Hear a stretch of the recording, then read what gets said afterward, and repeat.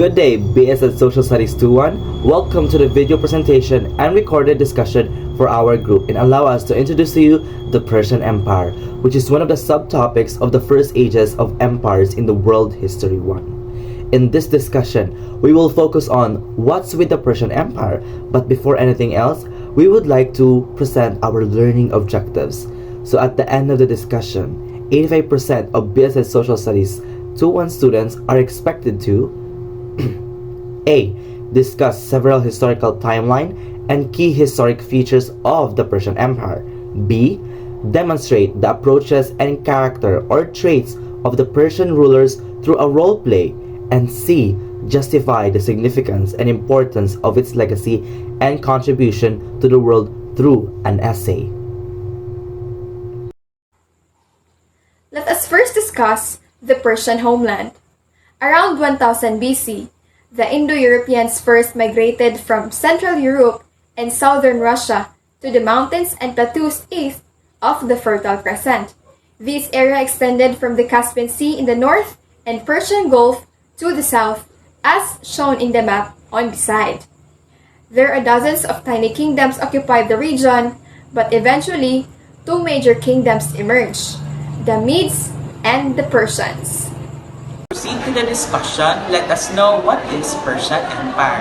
So the Persian Empire is also referred as the first Persian Empire and known as the Achaemenid Empire or Achaemenid Empire. It was an ancient empire based in the present-day Iran. At that time, it was beaten by its predecessor, the Macedonian Empire. The empire spans from 560 to 350 BC. Ruling for almost 200 years. The founder of the Persian Empire was Cyrus the Great. And now let's discuss what's in Persian Empire, starting with its founder, Cyrus the Great. King Cyrus the Great, or Cyrus II, was a military genius, leading his army from victory to victory between 550 and 539 BC. In time, Cyrus controlled an empire that spanned 2,000 miles from Indus River in the east to Anatolia in the west. Cyrus' most enduring legacy was his method of governing, where his kindness toward conquered peoples revealed a wise and tolerant view of empire. For instance, when Cyrus' army marched into a city, his generals prevented Persian soldiers from looting and burning. Unlike other conquerors, Cyrus believed in honoring local customs and religions. Instead of destroying the local temple, Cyrus would kneel there to pray. Cyrus allowed the Jews who had been driven from their homeland by the Babylonians to return to Jerusalem in 538 BC. Under the Persian rule, the Jews rebuilt their city and temple. The Jews are forever grateful to Cyrus, whom they considered one of the God's anointed ones. Cyrus was killed as he fought nomadic invaders on the eastern border of his empire. Let's go on to the second king of Persian Empire, King Cambyses. Cambyses II was named after Cyrus II's father, King Cambyses I, which is actually his grandfather. After his father's death, he eventually succeeded the throne, and he expanded the Persian Empire by conquering Egypt. Cambyses, however, neglected to follow his father's wise example of being kind. He scorned the Egyptian religion and ordered the images of Egyptian gods to be burned. After ruling for only 8 years, Cambyses II died. Immediately, widespread rebellions broke out across the empire. The next Persian ruler was Darius I, or Darius the Great. He was a noble of the ruling dynasty and had begun his career as a member of the king's bodyguard.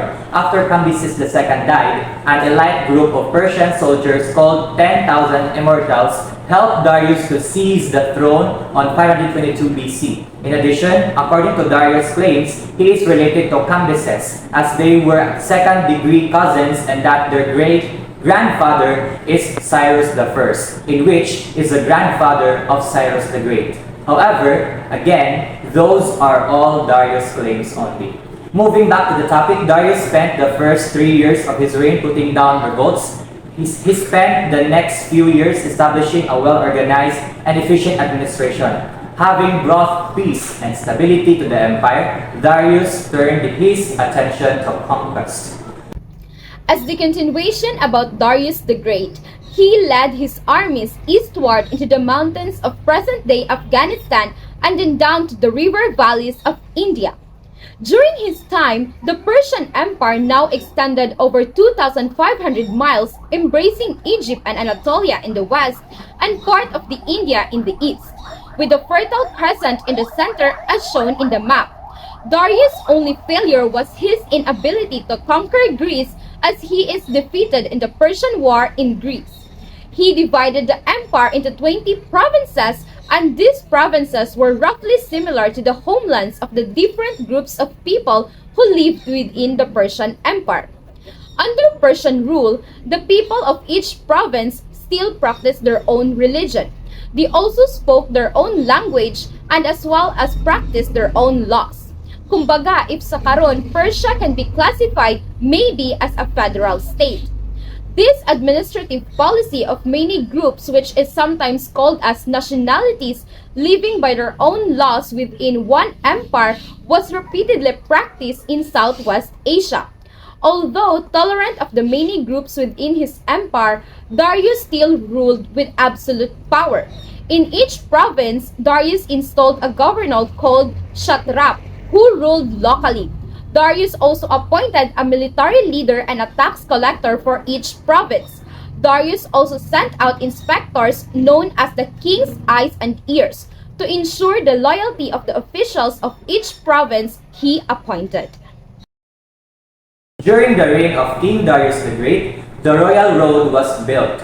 It was an ancient highway road which measured 1,677 miles running from Susa in Persia to Sardis in Anatolia. Darius built the road to facilitate rapid communication and transportation in the western part of his large empire of Susa to Sardis. As shown in the map, the red line is the actual royal road. Beside in the map is the photo of a 4-horse chariot. This particular vehicle was a type of vehicle that would have traveled the royal road during the era of Darius. The studs of the wheels were designed to help prevent the chariot from slipping. At this time, let's dwell with the Persian legacy. By the time of Darius' rule, about 2,500 years had passed since the first Sumerian city-states had been built. During those years, people of the Fertile Crescent had endured war, conquest, and famine. These events gave rise to a basic question. Why should so much suffering and chaos exist in the world?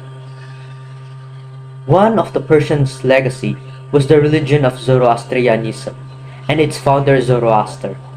Zoroaster, also known as Zarathustra, was a Persian prophet, known as being religious reformer and the spiritual founder of Zoroastrianism. One of his teachings, he preached and taught that the earth is a battleground where a great struggle is fought between the spirit of good and the spirit of evil. Each person Zoroaster preached is expected to take part in this struggle.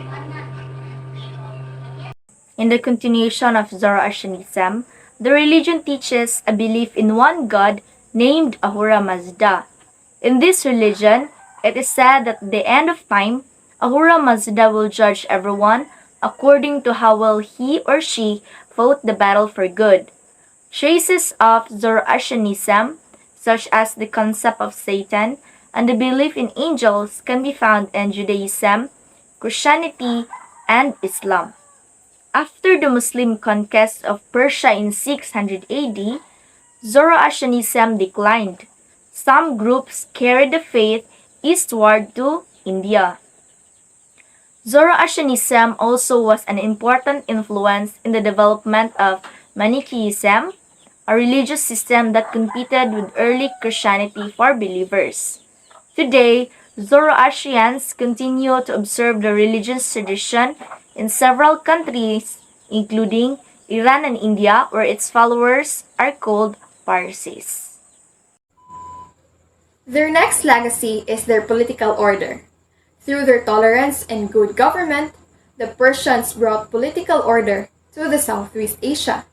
They preserved ideas from earlier civilizations and found new ways to live and rule. Their respect for other cultures helped to preserve those cultures for the future. And the powerful dynasty Cyrus, established in Persia, lasted 200 years and grew into a huge empire. And that ends the part of Persian legacy. Well, in conclusion to the topic of the Persian Empire, let's discuss and take credit of their contributions. Though many significant importance emerged during the Persian Empire, their key contribution to the world was the road network, a functioning government and political systems, political views and political philosophy, and postal services. Persian Empire was so effective as Persian leaders like Cyrus the Great that conquered many empires including the New Babylonian Empire and the Lydian Empire, while Darius the Great developed an impressive system of roads and a postal system which facilitated effective transportation and communication despite of the vastness of the empire. Also, the strategic division of the empire to provinces in a way that the political system was enacted through appointing local officials to ensure the unitedness of the Persian Empire. Most importantly, their political philosophy and views were very crucial. Due to those sequences, Persian Empire became as the next influencer of the next generation. They were influential to other civilizations in the Middle East, Mediterranean for their culture and architecture, and also in scientific discoveries. The way of managing the empire as its cities, their economy and commerce, their military achievements and conquest, and their views and philosophy of politics. And that ends our discussion of the Persian Empire, and I hope that you learn around about what the Persian Empire is all about. Thank you and good day.